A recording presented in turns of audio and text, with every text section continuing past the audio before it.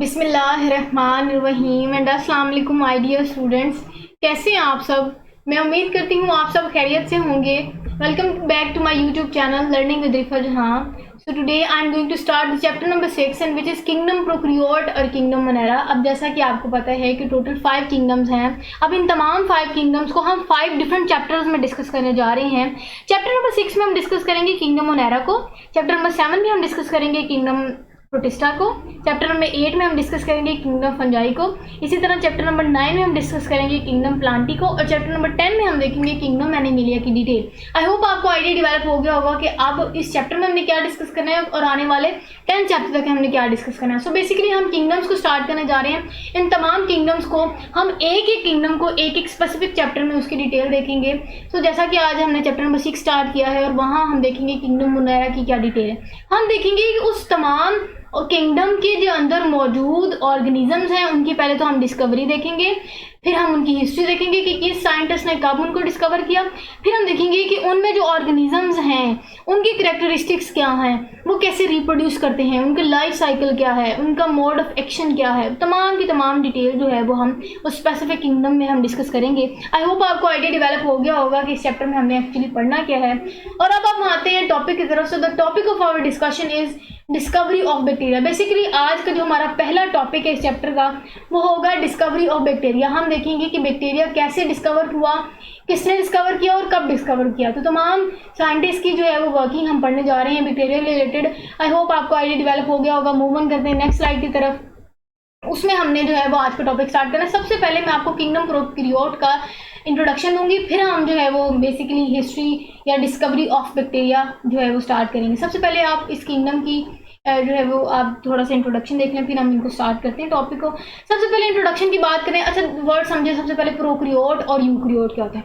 Prokaryotes ऐसे organisms होते हैं जिनके स्ट्रक्चर में प्रोक्रियोटिक सेल्स होते हैं, मतलब कि प्रोक्रियोट्स प्रोक्रियोटिक सेल से मिलकर बने होते हैं।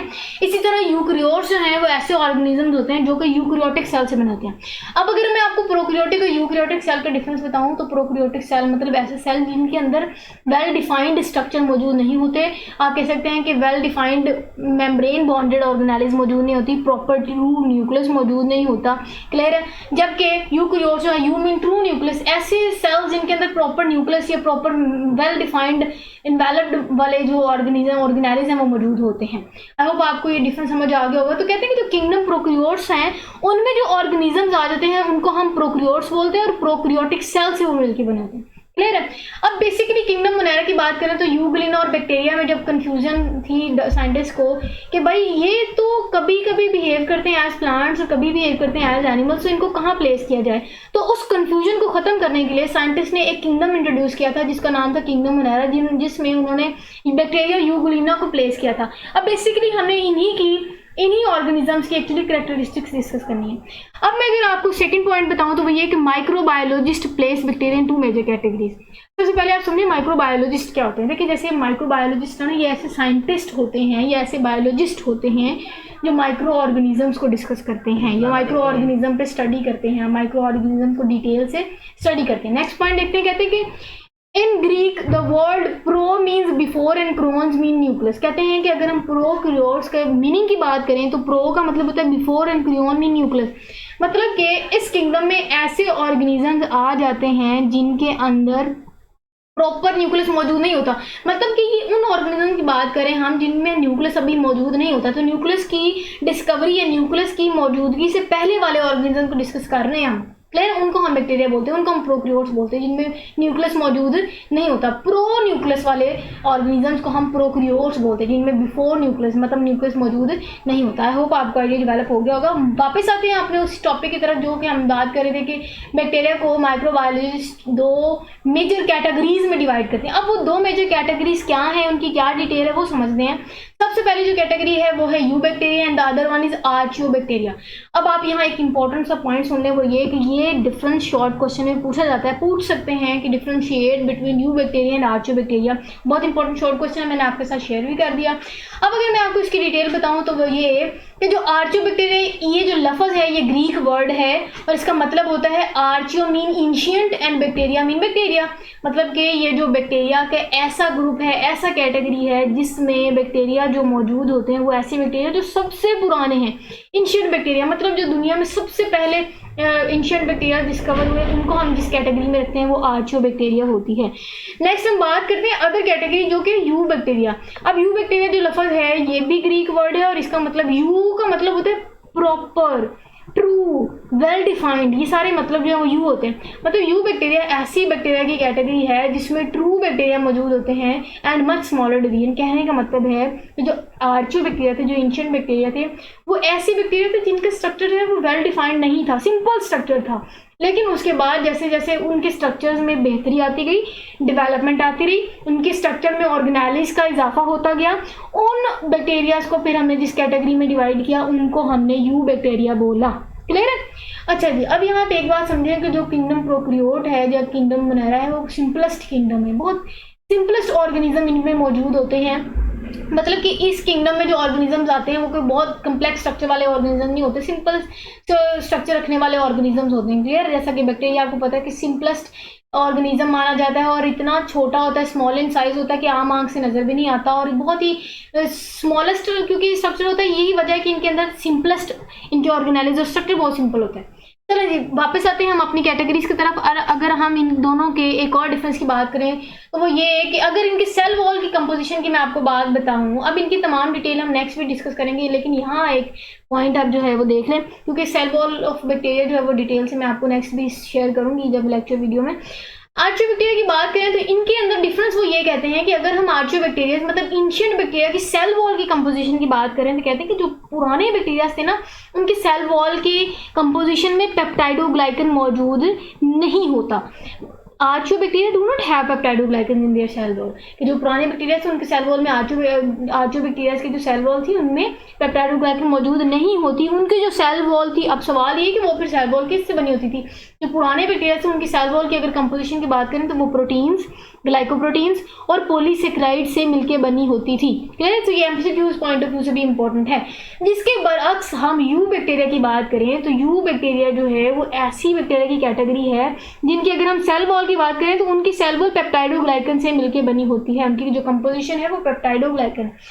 यही वजह है कि जैसे जैसे डेवलपमेंट आती गई, जैसे जैसे स्ट्रक्चर में चेंजेस आते गए, हमने एंशिएंट बैक्टीरिया के जो वेल डिफाइंड या वेल डेवलप्ड स्ट्रक्चर रखने वाले बैक्टीरिया थे उनको उठा के हमने यू बैक्टीरिया में प्लेस कर दिया। आई होप आपको ये स्लाइड बहुत अच्छे से समझ आ गई होगी, जिसमें मैंने आपके साथ किंगडम प्रोकैरियोट या किंगडम मोनेरा की डिटेल शेयर की, उनका इंट्रोडक्शन शेयर किया कि इनमें कौन से ऑर्गेनिजम्स आ जाते हैं और उन ऑर्गेनिज्म के सेल की क्या कंपोजिशन है वो तमाम, उनके हमने मीनिंग समझा, उनमें हमने दो कैटेगरीज में डिवाइड किया, उन दोनों कैटेगरीज के डिफरेंस डिटेल से हमने देख लिए। आई होप आपको ये स्लाइड बहुत अच्छे से समझ आई होगी। Without wasting of any time let's start.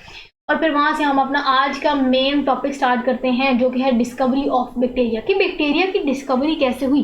सबसे पहले तो आप समझें, एक्चुअली साइंटिस्ट कहते थे कि कुछ ऐसे ऑर्गेनिजम्स मौजूद तो हैं जो कि हमारी आम आंख से हमें नज़र नहीं आते लेकिन मौजूद हैं।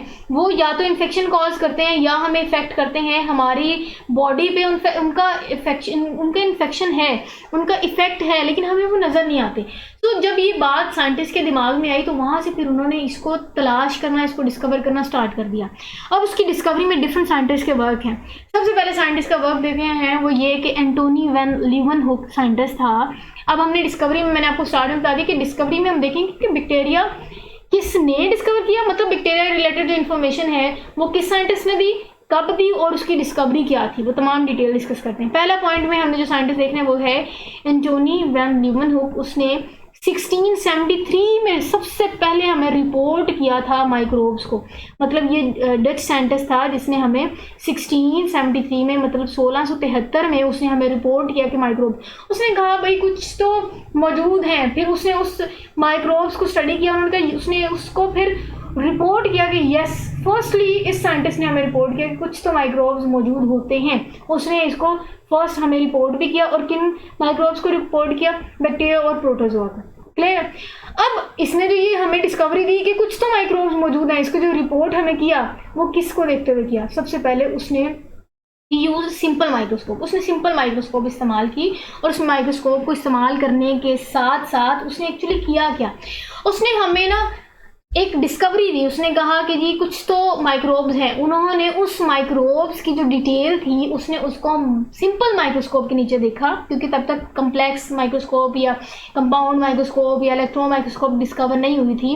तो बहुत पुराने टाइम पे जब सिंपल माइक्रोस्कोप होती थी तब उसने क्या किया, इस साइंटिस्ट ने डिफरेंट क्रिएचर्स को, स्मॉल क्रिएचर्स को ऑब्जर्व किया। कहाँ ऑब्जर्व किया, उसने रेन वाटर देखा, रेन वाटर को अंडर माइक्रोस्कोप उसने ऑब्जर्व किया, उसने जो बारिश का पानी उसमें उसने स्मॉल क्रिएचर्स को देखा। उसके बाद उसने उस क्रिएचर को दोबारा कंफर्म भी किया। किसको देखते हुए कंफर्म किया, उसने फिर सलाइवा पे रिसर्च की, उसने सलाइवा देखा, उसमें भी उसने स्मॉल क्रिएचर्स देखे। उसके बाद उसने विनीगर, ये सब विनीगर कहते हैं सिरका को, इन्फ्यूजन्स कहते हैं कि वो ऐसी चीज़ें, ऐसे मटेरियल जो आप बॉडी में एंटर करते हैं, उसने उसको, और अदर सब्सटेंसेस, इन तमाम डिफरेंट सब्सटेंसेस में उसने उन तमाम स्मॉलेस्ट क्रिएचर को देखा, ऑब्जर्व किया। फिर उसने कहा कि ओके, फिर उसने फिर हमें रिपोर्ट किया कुछ माइक्रोब्स मौजूद हैं जो कि स्मॉल या सिंपल माइक्रोस्कोप से नज़र आते थे, और उसको उन्हें फिर बैक्टीरियल प्रोटोजोआ भी का कहा कि ये जी उन स्मॉल क्रिएचर को बैक्टीरिया और प्रोटोजोआ का नाम भी दिया। और फिर उसने कहा कि उसको डिस्क्राइब कैसे किया, उसने डिस्क्राइब ऐसे किया कि उसने उसको उस स्ट्रक्चर को, जो स्ट्रक्चर उसने सिंपल माइक्रोस्कोप के अंदर देखी तो उसने उसको ड्रॉ किया, उसका स्केच बनाया, उसकी तस्वीर ड्रॉ कर दी। तस्वीर ड्रॉ करने के बाद उसने उसकी जो डिस्क्रिप्शन थी, उसकी जो वजाहत उसने देखी थी उन small creature related simple microscope में, उसने वो फिर लोगों को बताया भी, डिस्क्राइब भी किया, डिस्क्रिप्शन भी दी, उसकी ड्रॉ भी किया, उसको स्ट्रक्चर फिर ड्रॉ करके दिखाया, भाई मैंने सिंपल माइक्रोस्कोप में उस स्मॉल क्रिएचर को स्ट्रक्चर ऐसे देखा है। क्लियर है, उसकी डिटेल भी बताई, उसका डिटेल स्ट्रक्चर ड्रॉ करके भी बताया, और उसके साथ साथ उसने उस स्ट्रक्चर का नाम भी दे दिया जिसको उसने एनिमल क्यूल्स बोलते हैं। एनिमल क्यूल का मतलब होता है, क्यूल का मतलब होता है स्मॉलेस्ट एनिमल, मतलब ऐसे उसने कहा कोई जानवर ही है लेकिन स्मॉलेस्ट है, साइज में बहुत छोटे हैं, इसलिए उनको नाम उसने सबसे पहले जो है वो एनिमल क्यूल का नाम दिया। क्लियर है, अब समझ आ गया आपको। मैं दोबारा 1 मिनट का ओवरव्यू दे देती हूँ स्लाइड का। वो ये कि एक साइंटिस्ट था एंटोनी वैन लीeuwenhoek, जिसको डिच साइंटिस्ट बोलते हैं, जिसने सबसे पहले हमें रिपोर्ट किया माइक्रोब्स को। अब रिपोर्ट कैसे किया, उसने डिफरेंट जो है वो सब्सटेंसेस पे रिसर्च की। उसने पहले रेन वाटर देखा, उसने वहाँ स्मॉल क्रिएचर ऑब्जर्व किया, उसने उसके बाद दोबारा उसको कंफर्म करने के लिए सलाइवा, विनीगर, इन्फ्यूजन्स और अदर सब्सटेंसेस को देखते हुए स्मॉल क्रिएचर्स ऑब्जर्व किए, और क्रिएचर्स ऑब्जर्व करने बाद उसने उसको ड्रॉ भी किया, उसको स्ट्रक्चर को ड्रॉ करके दिखाया लोगों को, उसको डिस्क्राइब किया, और फिर उन स्मॉल क्रिएचर्स को देखने के बाद उसने एनिमल क्यूल का नाम भी दे दिया। क्लियर, आई होप आपको इसका वर्क समझ आ गया होगा। मूव ऑन करते हैं नेक्स्ट, और नेक्स्ट साइंटिस्ट में हमने जो साइंटिस्ट डिस्कस करना है वो है लिविस पैस्चर। अब लिविस पैस्चर की आपको मैं बात बताऊं तो दिस इज द साइंटिस्ट जो कि one of the greatest scientist of all time, क्योंकि रिलेटेड टू मेडिसिन और माइक्रोबायोलॉजी से इसका बहुत वर्क है। इसने मेडिसिन फील्ड में बहुत ज़्यादा इसका वर्क हमने इसने देखा, इसने वैक्सीन डिस्कवर की थी, और माइक्रोबायोलॉजी मतलब छोटे माइक्रोब्स की स्टडी में इसने हमें बहुत, इसकी जो है वो बड़ी वर्किंग है। सो दिस इज द ग्रेटेस्ट, आप कह सकते हैं one of the greatest scientist है।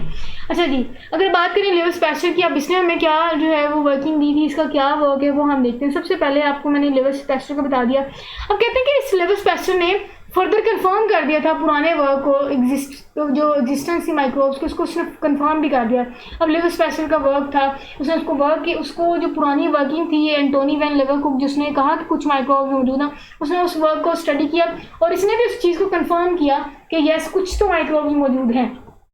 अब अगर मैं आपको साइंटिस्ट, मैंने आपको कहा तो कि इसका बहुत अचीवमेंट है माइक्रोब्स में, और कह सकते हैं कि मेडिसिन फील्ड में क्या अचीवमेंट है। अब इसकी साइंटिस्ट की कुछ अचीवमेंट देखते हैं, हो सकता है ये एमसीक्यूज पॉइंट ऑफ व्यू में आ जाए, एमसीक्यूज रिलेटेड पूछ सकते हैं। वो आपसे कहते हैं कि his main achievement are development of vaccine. मैंने आपको कहा था कि इसका बहुत बड़ी अचीवमेंट ये है कि इसने वैक्सीन डिस्कवर की थी, स्मॉल पॉक्स की वैक्सीन, याद हमने बताया था कि इसने डिस्कवर की थी। अब कौन कौन सी डिजीज़ रिलेटेड इसने वैक्सीन डिस्कवर की थी, वो है एंथ्रैक्स। एंथ्रैक्स जो बीमारी है उसको हम बोलते हैं ये बुखार होता है, और ये स्पेसिफिक बुखार है जो जानवरों को होता है, ठीक है, एंथ्रैक्स की बीमारी। उसके बाद फाउल कोलेरा बोलते हैं कि मुर्गियों को जो है वो, उसके रिलेटेड इसने जो है वैक्सीन डिस्कवर की। रैबीज़ कहते हैं कि पागल कुत्ते के काटने से जो बीमारी होती है उसको रैबीज़ बोलते हैं। तो ये तमाम बीमारियां ऐसी हैं जिसके अगेंस्ट इस साइंटिस्ट ने लेविस पैस्टर ने हमें जो है वो डिस्कवरी दी थी, वैक्सीन की डिस्कवरी दी थी या वैक्सीन डेवलप की थी। क्लियर है। नेक्स्ट इसके साइंटिस्ट का वर्क देखते हैं, वो ये कि इसने कहते हैं कि जो पैस्चराइजेशन की फील्ड में, पैस्चराइजेशन कहते हैं कि जो फूड प्रिजर्वेशन के प्रोसेसेस थे उसमें इसने बहुत वर्क परफॉर्म किया। उसने फिर काफ़ी सारे प्रोसेसेस बताए थे, फर्मेंटेशन इंडस्ट्रीज़ में इसका बहुत सारा वर्क है, ये बहुत सारे इसने कंट्रीब्यूशन की, सिग्निफिकेंट कंट्रीब्यूशन है इनकी इन दोनों फील्ड्स में। पैस्चराइजेशन मैंने आपको बता दी, फूड प्रिजर्वेशन, फर्मेंटेशन कहते हैं कि शराब बनाने वाली जो का अमल है उसमें इसका बहुत इंपॉर्टेंट रोल है। सो इसका कुछ वर्किंग देख लो। उसने कहा कि इसके बाद कहते हैं कि he prove that microorganism could cause disease. अब इसकी एक और बहुत इंपॉर्टेंट वर्किंग थी, तो पीछे तक तो साइंटिस्ट ये कहते थे कि कुछ नज़र आ रहे हैं, माइक्रोब्स मौजूद हैं जो आम आंख से नज़र नहीं आते, सिंपल माइक्रोस्कोप में नज़र आ गए। लेकिन इसने एक बात की थी कि ये जो माइक्रोब्स हैं, जो माइक्रो ऑर्गेनिज्म हैं जो नज़र नहीं आते, वो डिजीज़ कॉज भी करते हैं। क्लियर है। इसकी बहुत इंपॉर्टेंट, इसने एक नया आइडिया दे दिया, एक नई सोच दे दी, एक नया जरिया दे दिया, जिसके थ्रू साइंटिस्ट ने उसके अकॉर्डिंग फिर वर्किंग स्टार्ट कर दी और बहुत ज़्यादा तहलका खेल जो है वो साइंटिस्ट या साइंस की फील्ड में वर्किंग हुई फिर इसके इस पॉइंट के बाद, क्योंकि वो फिर डिजीज़ के पॉजिटिव एजेंट को डिस्कवर किया गया, फिर उनकी रिलेटेड मेडिसिन या वैक्सीन जो है वो डिस्कवर हुई। नेक्स्ट स्लाइड में डिस्कस करते हैं हम नेक्स्ट साइंटिस्ट का वर्क, और वो है रॉबर्ट कोच। अब सबसे पहले समझे रॉबर्ट कोच है क्या है, उसने क्या वर्किंग की थी। अब रॉबर्ट कोच की बात करें तो जो रॉबर्ट कोच है इसने हमें बैक्टीरिया की डिस्कवरी दी थी, और उसके साथ साथ इसने हमें जर्म थ्योरी ऑफ डिजीज़ के पोस्टुलेट्स भी दिए थे, फॉर्मुलेट की थी इसने ये जर्म थ्योरी ऑफ डिजीज़। अब इसके पोस्टुलेट भी हम डिस्कस करेंगे, इसकी वर्किंग भी देखेंगे।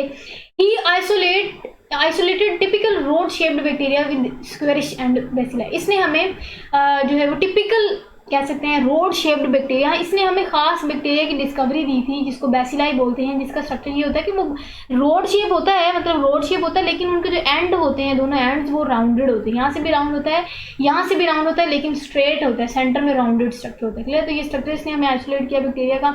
अब वो स्ट्रक्चर उसने कहाँ से हमें बैक्टीरिया का स्ट्रक्चर या डिस्कवरी दी थी, from blood of ship that has die of anthrax. एक शीप थी जो कि एंथ्रक्स मतलब बुखार, जो जानवरों को स्पेसिफिक बुखार होता है, उससे वो भेड़ मार गई थी। उस भेड़ से उसने ब्लड लिया और उस ब्लड के अंदर उसने जो है वो स्टडी किया। उस ब्लड को स्टडी करने के बाद उसने उस ब्लड के अंदर माइक्रो ऑर्गेनिजम्स को देखा, और उस माइक्रो ऑर्गेनिज्म को देखने के बाद उसने हमें एक खास स्पेसिफिक शेप वाला बैक्टीरिया डिस्कवर कर दिया कि उसके ब्लड में रोड शेप्ड बैक्टीरिया मौजूद है जो कि स्क्वेरिश जो है वो एंड रखता है, जिसको उसने फिर बाद में बेसिलाई का नाम दिया। Then he isolated bacteria that cause tuberculosis and cholera. फिर उसने हमें एक बैक्टीरिया आइसोलेट करके दिया जो कि टीबी, ट्यूबरोसिस कहते हैं टीबी, और कोलेरा कहते हैं हैजा, मतलब ये दोनों बीमारी की जो वजह थी बैक्टीरिया, उसने वो भी हमें आइसोलेट करके दिया। तो बेसिकली इसने जो है वो दो काम था इसका, एक तो इसने हमें बैक्टीरिया की डिस्कवरी दी, वो मैंने आपको बता दिया कैसे ब्लड ऑफ शिप से, और उसने डिफरेंट जो है वो डिजीज़ में से हमें बैक्टीरिया की डिस्कवरी। तो उसके साथ साथ उसने फॉर्मुलेट की थी जर्म थ्योरी ऑफ डिजीज़। अब उसकी जर्म थ्योरी ऑफ डिजीज़ क्या है उसकी डिटेल हम डिस्कस करते हैं नेक्स्ट स्लाइड में।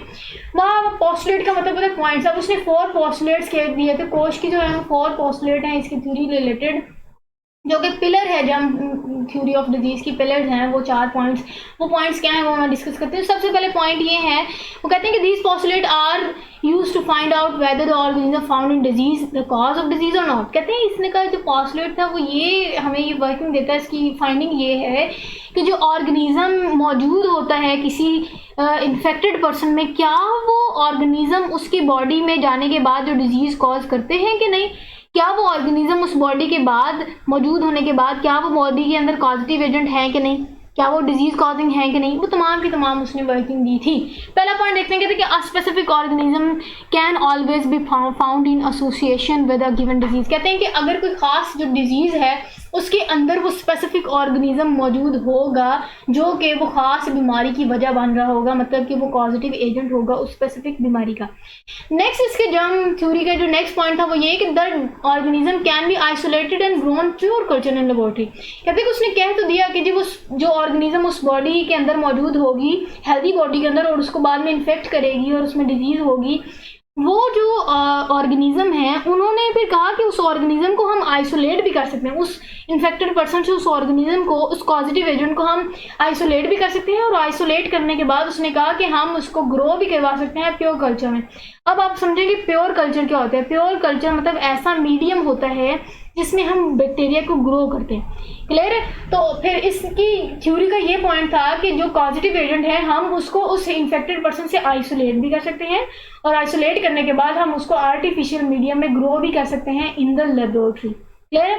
नेक्स्ट इसका पॉइंट देखते हैं पोस्टुलेट ऑफ जर्म थ्योरी, वो ये कि the pure culture will produce the disease when injected into the specific susceptible animal। अब susceptible animal आप समझें वो होते हैं हसास, मतलब ऐसा ऑर्गेनिज्म या ऐसा एनिमल जो कि आसानी से शिकार हो जाए किसी भी बीमारी का। अब कहते हैं कि इसका थर्ड पॉइंट था कि जब आइसोलेट उसने कर लिया उस पॉजिटिव एजेंट को, उसने ग्रो कर दिया प्योर कल्चर में, तो कह रहा है कि जो प्योर कल्चर वाले बैक्टीरिया थे जो कि उसने आर्टिफिशियली ग्रो किए, उसको जब हम किसी हेल्दी पर्सन में जो कि ससेप्टिबल एनिमल है, जो कि हसास है, जो कि आसानी से शिकार हो सकता है डिजीज़ का, अगर हम उस प्योर कल्चर वाले बैक्टीरिया को उस हेल्दी पर्सन में इंजेक्ट करेंगे तो कहते हैं कि वो डिजीज़ कॉज करेगा कि नहीं करेगा। यहाँ तक तो वो ये कहता है कि हम उसको इंजेक्ट कर सकते हैं। अब नेक्स्ट देखेंगे वो क्या एक्सपेरिमेंटली उसने प्रूव किया कि क्या वो डिस्कवरी के बाद कि क्या वो इफेक्ट करता है कि नहीं करता है हेल्दी में। देखते हैं। अभी तक उसने यही कहा थर्ड पॉइंट तक कि जो प्योर कल्चर जो हमने आइसोलेट किया था, ये जो बनाया था, उसको हम किसी हेल्दी में भी ट्रांसफ़र कर सकते हैं। नेक्स्ट इसकी जर्म थ्योरी का पॉइंट ये था कि it is possible to recover the organism in pure culture form experimentally infected है। कहते हैं कि रिकवर भी हो सकते हैं ऑर्गेनिज्म एक्सपेरिमेंटली इन्फेक्टेड पर्सन को। उन्होंने फिर प्योर कल्चर में देखा भी, और उसकी डिस्कवरी के बाद उन्होंने कहा कि हम इसको, वो जो इन्फेक्टेड पर्सन है उसको हम हेल्दी भी कर सकते हैं, वो पर्सन उससे रिकवर भी हो सकता है। मैं आपको 1 मिनट का ओवरव्यू देके इसकी पोस्टुलेट दोबारा रिवाइज करवा देती हूँ। इंपॉर्टेंट है, शॉर्ट पॉइंट ऑफ व्यू से बहुत इंपॉर्टेंट है, शॉर्ट क्वेश्चन में ये पूछा जाता है। देखिए पहला पॉइंट इसका ये था कि वो ये कह रहा था कि जो स्पेसिफिक ऑर्गेनिज्म हैं वो जाके, वो जो माइक्रोब्स थे वो स्पेसिफिक ऑर्गेनिज्म में जाके एक तो डिजीज़ की वजह बनते हैं।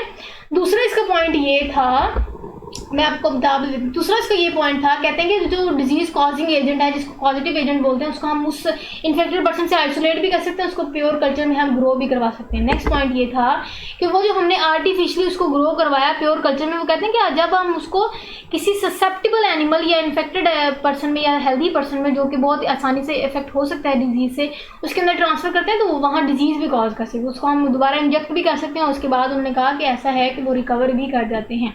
अब नेक्स्ट कहते हैं कि कॉश एंड हिज कोलीग्स, जो कॉश था साइंटिस्ट जो मैंने आपको बताया, रॉबर्ट कॉश, और उसके जो कोलीग्स, उसके जो साथी थे, इन्वेंटेड मैनी टेक्निक्स, उसने भी इस पोस्टुलेट के साथ साथ हमें बहुत सारी टेक्निक्स भी दी थी। अब वो टेक्निक्स कौन सी थी? पहली टेक्निक ये थी इनोकुलेशन, आइसोलेशन, मीडिया प्रेपरेशन और maintenance of pure culture and preparation of specimen for micro या माइक्रोस्कोपिक एग्जामिनेशन। अब जो कोच था और उसके जो डिफरेंट कोलीग्स थे, उसने हमें ना सिर्फ ये पॉइंट दिए, उसके साथ साथ उन्होंने हमें टेक्निक्स दी थी, और वो टेक्निक्स थी इनोकुलेशन, इनोकुलेट करना, आइसोलेट करना, मतलब किसी भी आप कह सकते हैं कि इन्फेक्टेड पर्सन से माइक्रो ऑर्गेनिज्म या पॉजिटिव एजेंट जो कि डिजीज़ कॉज कर रहे हैं उसको आइसोलेट करना। उसने आइसोलेशन वाली थ्योरी दी थी, उसकी टेक्निक का पहला मेथड। उसके बाद उन्होंने कहा कि किसी हेल्दी में उसको इनोकुलेट करना, और उसको मीडियम प्रेपरेशन, मतलब कैसे प्योर कल्चर डेवलप किया जाए, प्योर मीडियम कैसे बनाया जाए जिसमें हम बैक्टीरिया को आर्टिफिशियली प्योर कल्चर में जो ग्रो करवाएं, और फिर उस स्पेसिमेन को जो कि हम स्पेसिफिक माइक्रोस्कोपिक एग्जामिनेशन में देखते हैं उसको कैसे हम प्रिपेयर कर सकें। तो ये सारी की सारी टेक्निक्स जो जर्म थ्योरी रिलेटेड थी वो टेक्निक्स भी दी, और कोच ने उसके डिफरेंट हमें इंपॉर्टेंट 4 पोस्टुलेट्स भी दिए जो कि पिलर है उस जर्म थ्योरी के। आई होप आपको ये साइंटिस्ट का वर्क भी समझ आ गया होगा। मैं आपको बता देती हूँ आज हमने क्या पढ़ा। आज हमने किंगडम प्रोकैरियोट की इंट्रोडक्शन देखी, फिर हमने कैटेगरीज देखी, डिस्कवरी में मैंने आपको एंटोनी वैन लेeuwenhoek का वर्क बताया, फिर हमने लेविस पैस्टर का वर्क बताया, और फिर लास्ट में मैंने आपको बताया कि रॉबर्ट कोच ने बैक्टीरिया की डिस्कवरी में अपना क्या रोल प्ले किया। So this is all about our today's lecture video. I hope आपको बहुत अच्छे से समझ आई होगी। इससे रिलेटेड आपको कोई भी अगर क्वेश्चन पूछना है तो आप कमेंट सेक्शन में पूछ सकते हैं। अपना बहुत सारा ख्याल रखिएगा। अच्छी चीज़ हमेशा मैं बार बार कहती हूँ कि एप्रिसिएशन की मोहताज होती है। If you really like the video then don't forget to like, share and subscribe to my YouTube channel for more related videos. Okay then next video के साथ हाजिर होती हूँ। सो स्टे कनेक्टेड एंड अल्लाह हाफिज़।